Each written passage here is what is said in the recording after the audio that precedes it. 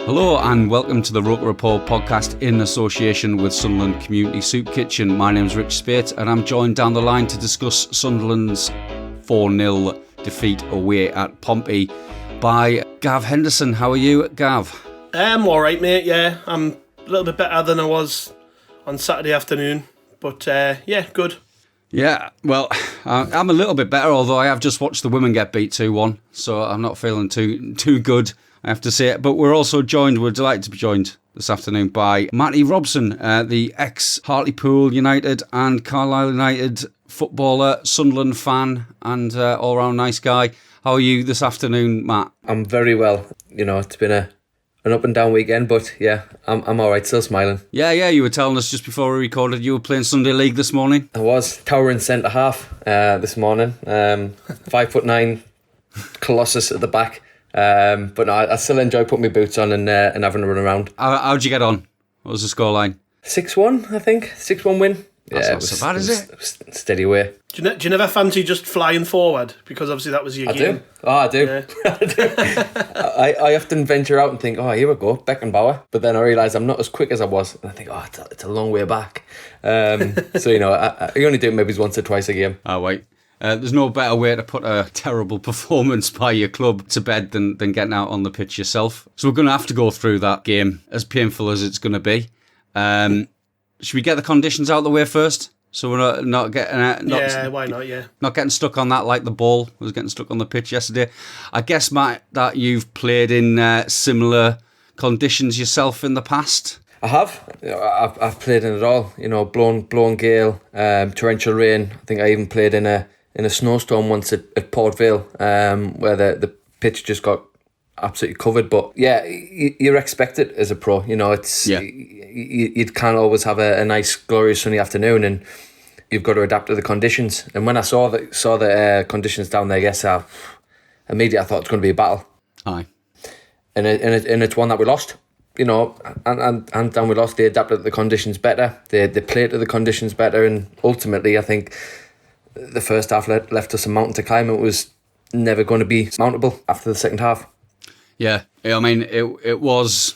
I mean, it ruined what could have been a good game of football. You know, on paper, it looked like it might be, you know, a really entertaining, attractive game. But Gav, I mean, we just, like Matt said, we just didn't adapt. We tried to play our game, but our game wasn't possible to play on that pitch. But that said, I mean, let's turn to the goals, because I mean that is all that happened in the game. There was very few chances other than the ones that went in. I mean, they scored 2 goals to begin with that weren't affected by the weather. That were actually nice passing, flowing moves. Particularly the first one. You've had a close look at some of those goals. What did you think went wrong for Sunderland, particularly on the first one? Well, obviously the 1-2 down the right hand side, it absolutely batters Winchester and Dejaku, and Dejaku in particular. And that goal was pretty disappointing because he just jogs back. And I know as a winger, you sort of, as a winger, a lot of wingers sort of expect the midfielder and the right back to cover them in that situation. But I think as a team player, you've got to graft, especially when you've been absolutely done by a 1-2. You've got to graft your arse off to get back and work hard, and he didn't. So Winchester and him both got a little bit overwhelmed in that situation, and then as a result, we were totally on the back foot. It put everyone to pot, and the only player that I noticed that was really attempting to track Harness, the goal scorer, was O'Nien, who was probably about 20 yards away, so he was never going to catch him. And by the time he realises that Harness is free and probably going to get on the ball, it's far too late. There's a huge gap in the middle of the pitch, which was really concerning because normally your holding midfield player would be sat in that position waiting for the late runners, I guess. Harness in that situation, that's all he was. I mean, Sirkin's closest to the ball, he does nothing wrong. He's actually came across from left back to try and block the shot. And I'm not really sure that the goalkeeper's really to blame either. He's sort of left stranded. It got a nick, didn't it? It got a little nick off Sirkin's. Yeah, I mean, I'm disappointed mainly with Luke O'Nien and Evans in that particular situation as well, because where are they? You know what I mean? Yeah. Where are they? Who's sitting in front of the back four mopping up, and there's a number of errors in that situation. Bailey Wright gets dragged across to try and cover for Winchester, which leaves the gap and the score from it. And sometimes when that happens in a game, you get away with it. They don't get the shot away. But I think because Harness is such a good player, we've given far too much space, and it's poor, to be fair. Poor. We've expected better from these players, particularly from our midfield players, and I think that's one of the big sore points from the game for me, is that we started so poorly and we were sloppy. Yeah. I mean, I think I was saying on Twitter just before that I thought Luke on 9 was kind of bossing it. He was all over. He was making those covering tackles. He was looking like the kind of defensive midfielder that he's been this season. But Harness got clear, didn't he, Matt? He's a decent footballer, not somebody you want to give that much time on the ball, is he? No, I mean, he's not a player that we haven't come up against. We know his qualities. We know his abilities, and in and around them areas to find little pockets, which what we did, I think, on Tuesday night as well, finding players in pockets, they become a danger. Once they played the 1-2, you're a man over. So it effectively shifts the whole dynamic of the team. You end up covering across, gaps are created. That's where the goals come from. But you mentioned obviously that they were playing football, but they were doing it in the right areas. Yeah. Tuesday night, yes, we've created a fantastic identity of the way Sunderland are playing, and it's an absolute joy to watch, don't get me wrong. But in them conditions, it wasn't a time or a place to do, sort of trying to get out of tight corners in your own half. It was a case of, right, lads, let's put it up the field, let's turn it and try and get the balls on the second knockdown and play in their half. I think at times we got caught in our own, I guess, the way we've been playing. We got stuck in it and think that's going to be the way we have to play. Yeah, 100%. Our experienced pros should have gone, listen, this is not going to work. We need everyone squeeze it. I'm just going to turn them. And it's not pretty, but it may have been effective. Their goals came from high up in our half. In their final third, we got caught a bit too much trying to play out of our back four, which ultimately cost us. But like you say, they've got players that Sunderland have come up against. We know the qualities, we know the strengths, and ultimately we got outdone. Do you think when Lee Johnson saw the conditions before the game, do you think he could have maybe changed the team? Because I think the team he put out was picked, obviously, the night before we realised how bad it was. And yeah. I wonder whether he might have, with hindsight, have just changed things up slightly, because you've just said you were bang on. I think you've got to play differently in them situations, and we didn't really line up in a way where I would say we've actually tried to counteract the conditions. No. Like you say, whether he's named the team on the Saturday morning, on the Friday night, you would think he's probably named it on the Friday night. It has been known, or you do certain things in training where you know what's happening. If he's done it in advance, then fair play. But like you say, coming into Saturday, and is it a case of am I going to have to sort of take one on myself and change the whole team and change the dynamic of the team? Does it come across as a negative for the lads who was up at the start? Of course, but at the manager, that's what you pay to do. You pay to make these tough calls. Did he get it wrong? Obviously, he did on the day, but he's backed himself. He's backed the lads who have rewarded sort of us with some fantastic positive play. He's give them a go. Ultimately, it didn't work out. So it's a case of, right, let's regroup now. And free weekend next week, and I'm sure that the lads who are around the team will be sort of putting it to bed. It's one game. You can't be dwelling on it, and you just got to move on. There's enough positive that have happened that have far outshone the negatives this season. So it's a case of put that one to bed. Let's move on. Totally. Yeah.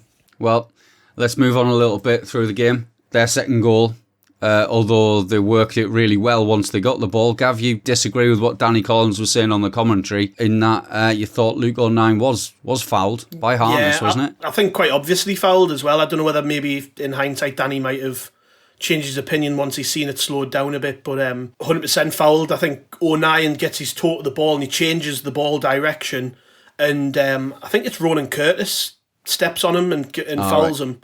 And Curtis sort of buys it a bit as well, and I think that's maybe why the ref doesn't give the foul. But you can and it's difficult in real time. I know referees have a hard enough job, but you can see O'Nien gets his foot to the ball first, and it's a foul all day.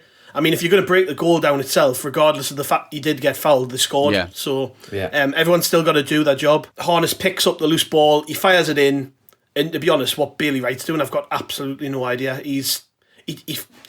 The ball comes into Marquis with his back to Bailey Wright, and he goes to ground, which just buys Marquis 2 or 3 yards of space. Very clever, to be fair. He backheels it into the path of Lee Brown. Good finish. And I can understand why Tom Flanagan's fuming when they score, because I think the defending from Wright was poor. I think Winchester and Evans both getting drawn to the ball at the same time is poor, because that means that Brown is then in the box totally free. There's not one of them should go at the ball, one of them should just sit in and expect something else to happen. And he's waiting there unmarked and he scores. But to be fair, the goal should never have happened, because for me, blatant foul on Onai, and the refs missed the shocker there. Like I say, I know these things in real time are different, and we've had to slow it down a bit to see it, but he's right in front of it and he should see the foul. Yeah, do you agree, Matt? Was a bit unlucky on that one? I think it was, but like you said, there's phases of play after that. You've still got to do things right. It may have been a free kick, but it wasn't given. So the old game, you play to the whistle. So there's phases of play where we've ultimately got it wrong. After that, again, it's you say Marcus is a clever player, but you go to the ground and give him sort of 3 yards. It's you basically offering him a free pass, really. And it's 2-0, and then already you're thinking, it's tough, especially in conditions. They've got their backs up, and it's it was a tough one to take. Like you say, I think it may have been a foul. But like you say, from then on, there are still phases of play where we could have kept it out. Yeah, definitely. I mean, for after that, maybe if the weather hadn't intervened, we might have got back into the game. But as it was, the rain came down. They got a free kick on their left, our right. Played the ball. I mean, it was a really dangerous ball in. Yeah. You've got to give them credit, haven't you? To be fair, it's a good ball. Yeah. And they've taken their opportunities. I still haven't watched it back about 5 times. Still not sure if it was Serkin or Marcus that got the touch there. But whoever got it sends it past Hoffman, who it doesn't really stand a chance. And from that point on, it was a dead game. And also from that point on, there was absolutely no chance that it was going to get called off, because you're not going to call a game off at 3-0. So and we went in at half time, having not really created anything other than a free kick from Luke O'Nien that was just over the bar. Came out in the second half, looked a little bit better for a short time, not much. Having taken Embleton off, looked like we might have had some chance to get back in it, but that was pretty quickly snuffed out by a classic John Marquis goal. Really, I mean that's what he's on the pitch to do. That's what he's been kind of doing against us for 3 years or so. Marty, that was a proper striker's goal, wasn't it? Following in his own header.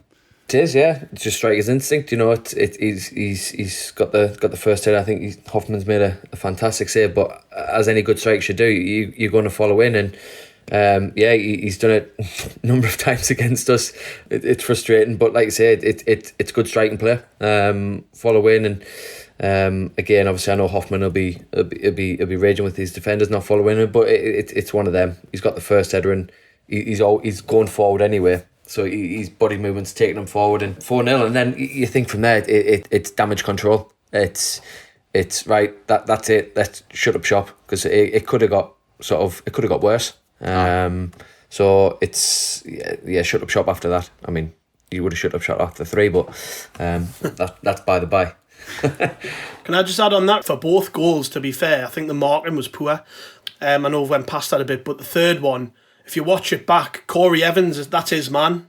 Marquis is his man. Marquis sort of drops back, goes forward, comes back again, gets around the side, which brings him to the front of the pack. And like I say, I don't know whether he actually got a touch on it or not. Evans is sort of lost at that point, because he's lost his man, and he's like, oh, where do I stand? And the score from it, I mean, it's a combination of a good ball and a good bit of movement from him. But then the last one, that was when the pitch really done us, because Winchester actually wins the ball. It drops on a puddle. There's 2 players either side of him. He battles hard. He wins it. He toe punts it away, but it just gets stuck again in the water. And it goes straight to Joe Morrell. Morrell puts a really good ball in. And I think if we're being picky, and I think we should be, regardless of the fact I know he's just turned 18 or whatever, but Marcus is actually round the back of Doyle. He, central defender, he should be able to see where his man is so he can handle him. Good forward. I guess the experienced striker got the better of it there, and he gets round the back of Doyle, wins that first header. But I think as a centre half, you should be doing better there. Really, I think Marcus shouldn't be in a position where he can get round the back of a defender and still be onside as well. Yeah. Of course. To be fair to Hoffman as well, it's a cracking save, isn't it, that he makes, reaction save. But with the pitch being as wet as it is, it wasn't going to go much further than a yard or two, and he's followed it in, he scored. So yeah, we again, another one where we should be doing better, to be honest, but I think if out of all of them, that is the one where the weather's done us big style, because I think Winchester on a dry day, on a dry pitch, that ball probably goes another 20 yards, but it doesn't, it just stops dead, and we're made to pay for it. Yeah, we certainly were, and it was a bad day at the office. It was, only the second game we've lost this season. We've had some Twitter questions, and I think there was a really good Twitter question from our Malk Dugdale, and it's to you, Matt, and it's like he's asking if you were part of a team that was on the kind of role that we've been on, the kind of run that we've been on, how would you expect the coach and his staff to react regarding like preparation and execution of the next game? Is it just a matter of putting it behind you, or like what Tom Flanagan said in his post-match comments was actually it's not about forgetting it, it's about remembering it and learning from it? Yeah, absolutely. It's one of them where the coach journey home would have been horrible, would have been deadly. There'll have been a lot of reflection taking place, and it will continue over the next couple of days, over the weekend. It ruins a weekend, but once Monday, if they train on Monday, whether they've got the day off, they've had a lot of games squeezed in, so they might sort of get an extended break. Fans may look at that and think, they've been beat 4-0, but it's been a tough slog, and they've put a lot of effort in. I think Barnes on the radio was saying the other day a couple of players look jaded. He's probably right. There's been a lot of effort in, but as soon as your boots hit the ground on Tuesday, that's it. It's gone. You move forward. You will have time to sort of reflect and analyse. There will be still elements of that moving forward, but the next game is coming around. That's what we're preparing for, and it's the mindset that I'm sure Johnson will have getting into the lads there. They've been playing with fantastic confidence, a bit of freedom, so he'll be thinking, look, we don't need to dwell on this sort of after the weekend. We now need to focus again, regroup, and we'll pick ourselves up again. Yeah, totally. I mean, and all they have to do, to pick themselves up again is look at that league table. We're still joint top. I think we're second place on goal difference. We're in a really fantastic position that you would have taken at the start of the season. I mean, absolutely. And don't forget, Rich, with a game in hand over pretty much everyone below us. Yeah, so it's not going to be a season where you're going to go through it and steamroll every team. The league is a tough league. Teams will be fighting tooth and nail to get out. Yes, and we are a scalp. We're not going to course through this league this season. But we've put ourselves, or we started fantastically well to give us that platform to build on. Platforms are going to get knocked down, but it's about how quickly you can rebuild it and go on another run. And certainly the squad is more than capable enough to do that, absolutely. I guess the senior lads in the squad have got to get around the younger boys as well, because it'll have been a tough loss to take, 4-0, don't get me wrong. And it's how quickly they can galvanise them again and go forward. Yeah, absolutely. And We've got another game coming up pretty quick. We've got it on Tuesday. It's in the trophy, Gav, and all the indications from the post-match comments from both Flanagan and Johnson were that it'll be changed up and there'll be a lot of young kids playing in that game. Who would you be making sure that they got some game time and was able to kind of get over that result, and who are you going to be hoping that gets some time sat on the bench with their feet up? To be fair, I feel a little bit sorry in particular for Huggins. I thought he was brilliant against Cheltenham, and for him to get dropped was probably harsh. So he'll play, and I think he'll probably play right back actually. But he needs to, in that game, show Johnson why he was wrong not to keep him in the team. Similarly, I think Dan Neil, although he's been a little bit quiet at the last couple of games, but another player who probably feels like he's done enough since the start of the season to get more minutes than he has in the last couple. Pritchard, I think he has to come to the table at some point. He was our big signing in the summer. You know, he's come from a pretty decent background. He was deemed worth £11 million, 3 years ago, and at some point he has to come to the table. I mean, at the minute he's being kept out of the team by Embleton, but Embleton, to be fair, I think's been poor in the last few games. So that position, to me, especially with Broadhead being out for a fortnight and McGeady having a knock, there's a position up for grabs there now. Someone has to take it. Dejacko came off in the game at the weekend.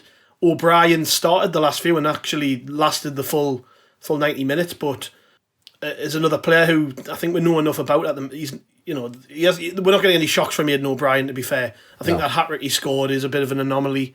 So, yeah, I think there's a bunch there that need to play. I think Fred Alves deserves to start. He's came here and not really got off the ground at all, and that's nothing to do with him. I think it's just there's been players ahead of him.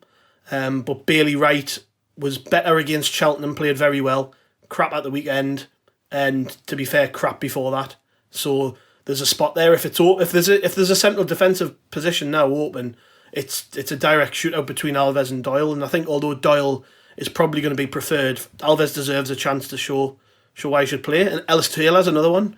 You know, we're seeing a lot of change on the wings at the minute, and he's one that's not really been factored in. No, he's only a young boy, but he's in every squad at the minute, and he's getting on the bench. So I suppose he's probably going to start, isn't he?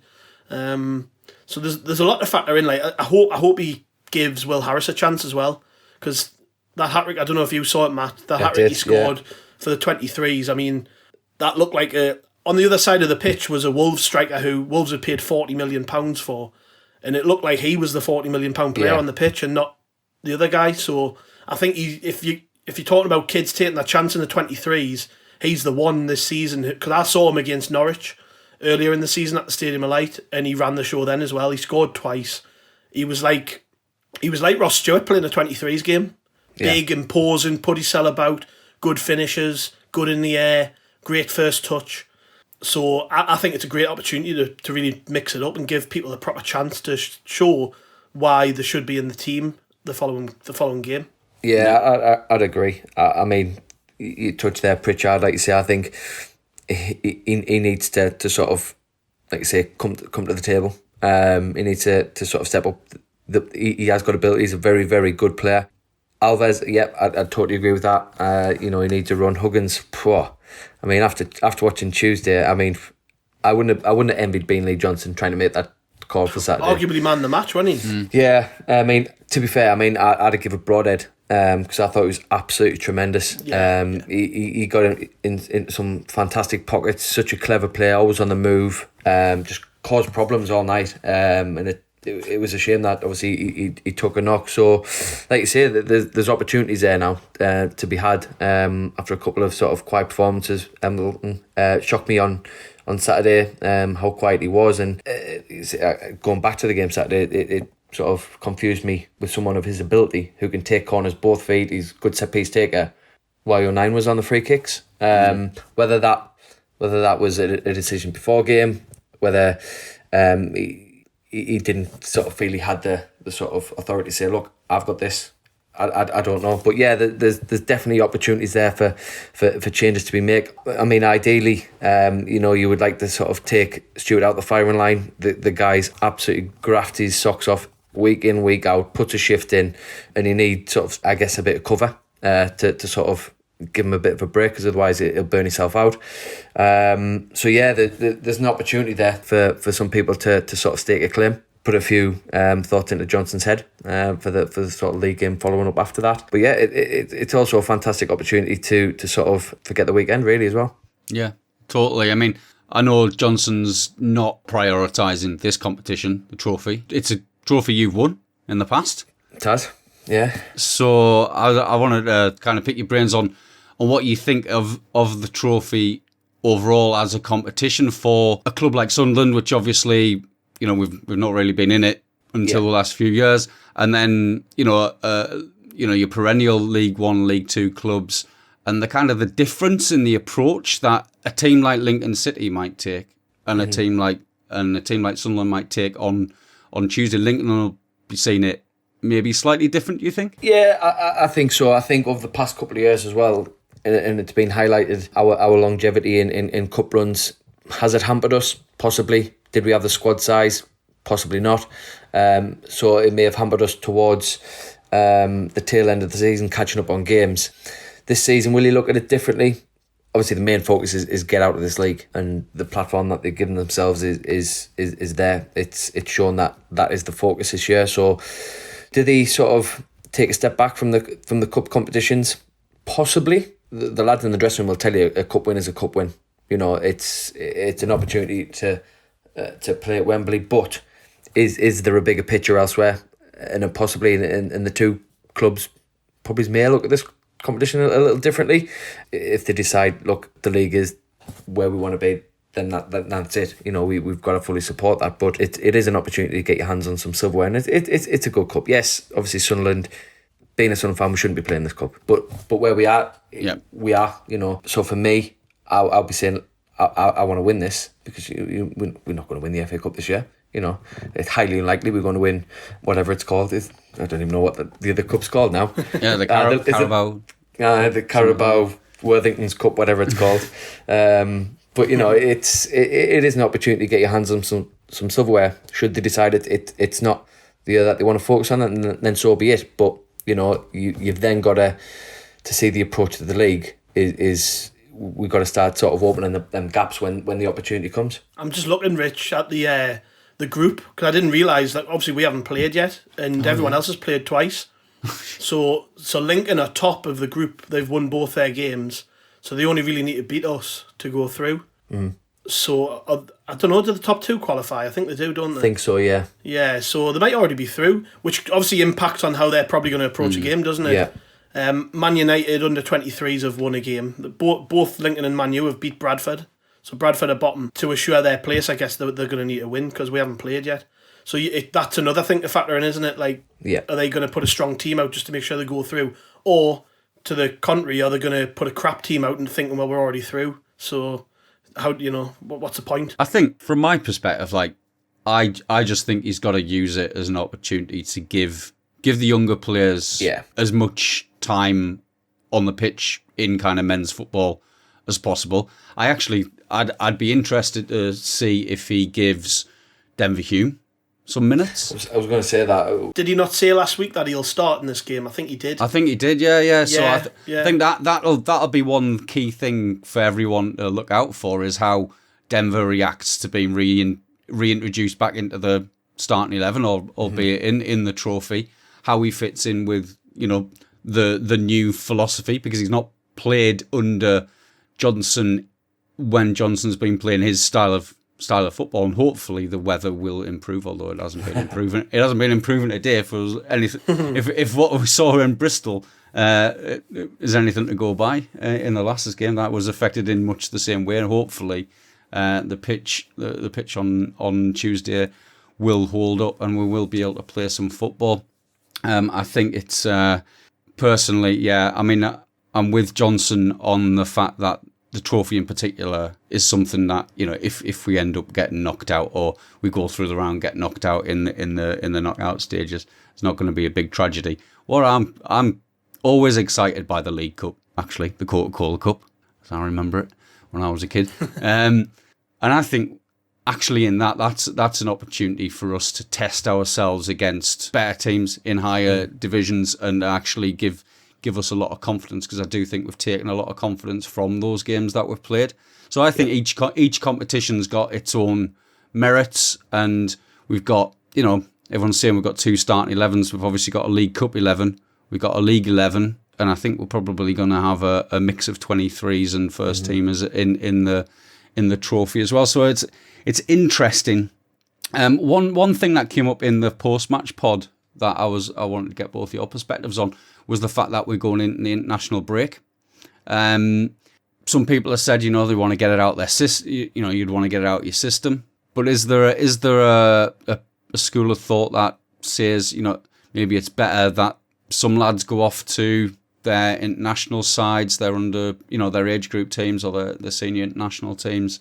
Other lads have some time on the pitch on the training pitch to reflect, and that it's almost like a bit of a nice reset for us, Matty. I don't know if you had games cancelled for international call-ups and stuff, and what that did to your squads when you were playing in League One.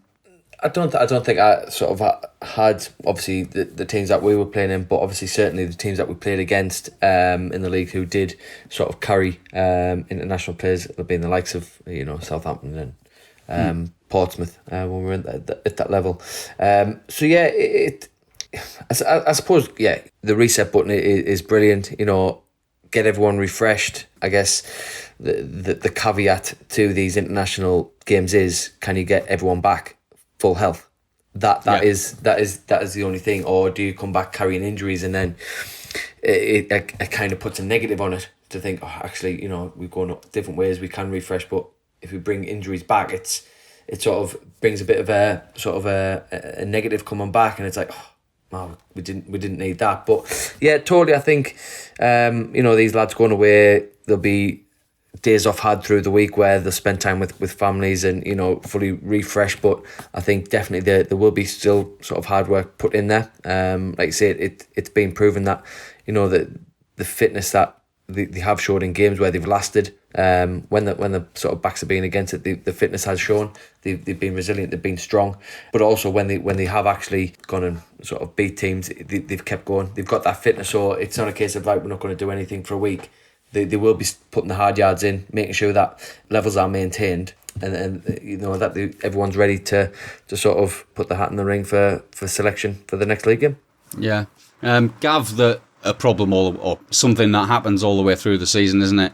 If you've got Tom Flanagan, Corey Evans, possibly Carl Winchester going off to Northern Ireland, you got the chance of Ross Stewart being called up for Scotland. You got the English and Welsh lads at the age group levels, and possibly if Broadhead gets back and gets playing, he'll maybe in line for a senior call up for Wales as well. This is gonna happen every time there's an international round of fixtures. We are in the middle of qualifying.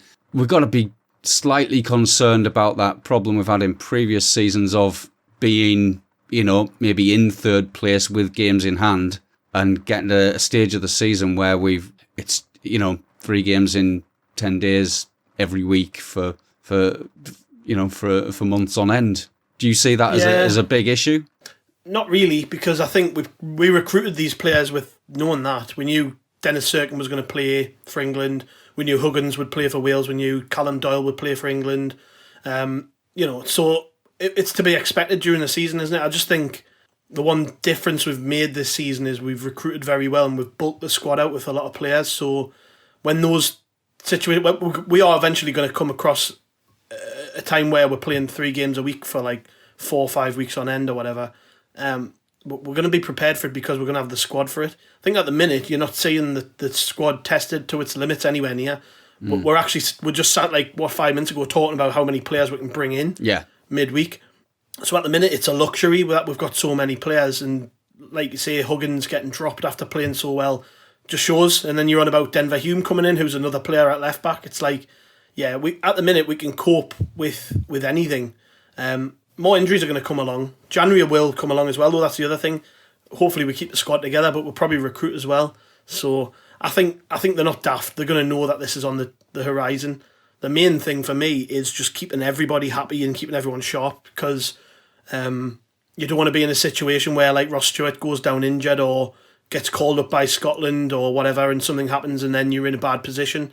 I would like to see us now, I know it's difficult with Broadhead being out, but I would like to see us sort of give these players proper opportunities and them for them to continue taking it. To be fair, like every time somebody's came in, pretty much came in cold and haven't really had many starts, they've jumped straight in and they've been impressive. So I guess that's going to be a test of Lee Johnson's managerial credentials, because he's got to keep people happy somehow, and he's doing it well at the minute.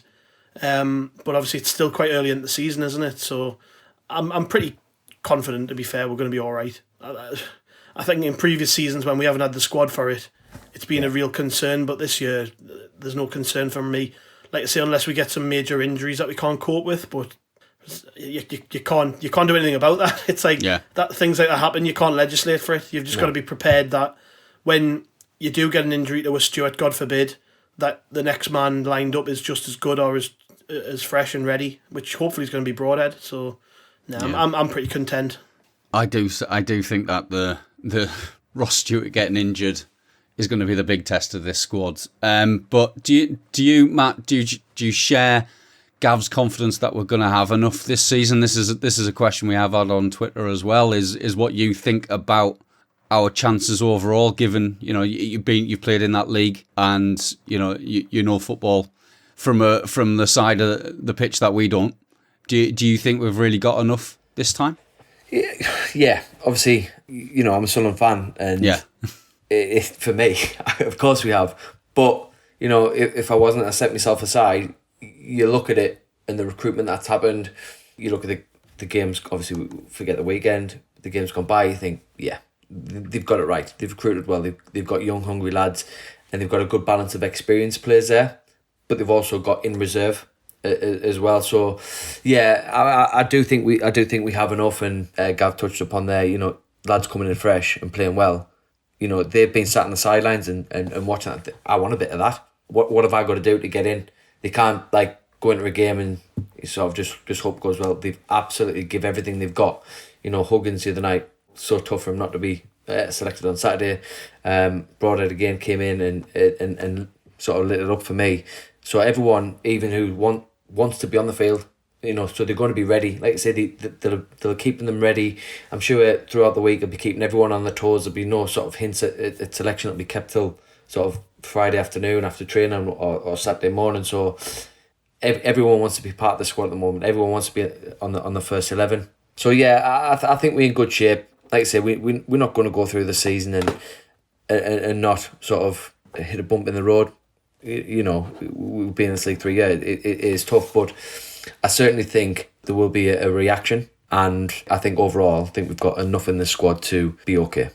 Yep, that's a nice positive place, I think, to leave this review of Saturday and look forward to Tuesday.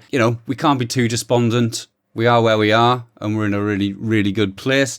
We've got loads coming up on ROKER Report. As ever this week. We've also got the weekly Lasses pod live on Twitter that I'll be hosting from 8 till 9, so listening to that if this drops before then. And plenty more content, even though we've got an international break over the next week. So thanks everyone for listening. Thanks Matty for your time, and thanks Gav as well. Thank you very much. Cheers Rich. Cheers Gav. Dara.